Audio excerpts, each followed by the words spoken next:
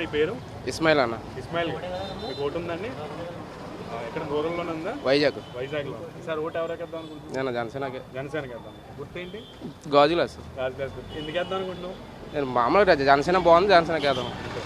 మరి party YCP party 5 ఏళ్ళు నచ్చలేదు. అందుకని జనసేన. జనసేన. చెప్పండి సార్. మీ పేరన్నా?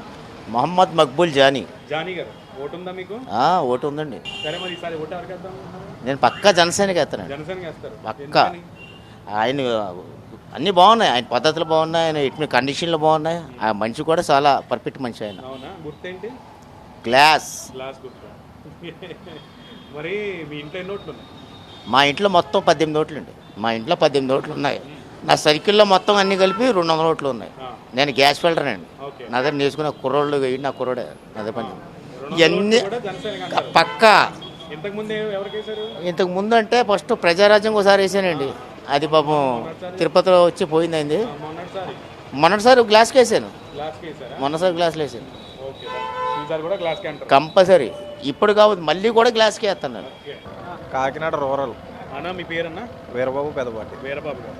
వీరబాబు గారు మీకు ఓటు ఉందా? ఓటు ఉందండి. ఈసారి ఎవరికి వేద్దాం ఓటు? మా ఓటు ఎప్పుడు గాజు గ్లాస్కి అండి. మరి నానాజీ గారు తెలిసేస్తా అంటున్నారా? మరి బల్ల గుద్దుకొని మా కుటుంబమే కాదు, నా ఉన్న చుట్టుపక్కల వాళ్ళు కూడా పలసపాకల, పాకలపూడి, కోరంగి మొత్తం అందరూ కలిపి మొత్తం అందరూ గాజు గ్లాస్ అఖండమైన మెజారిటీతో గెలుస్తారు ఈసారి.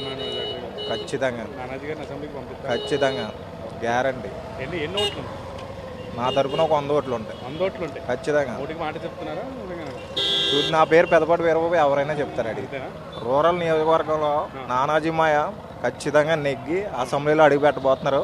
పవన్ కళ్యాణ్ గారి నాయకత్వంలో మొత్తం కూటమి ఏదైతే ఉందో అసెంబ్లీలకు అడిగెట్టి సింహంలా రాజ్యం వెళ్తారని, ఫ్యాన్ ర్యాక్లు ఎరగొడతారని చూస్తారు.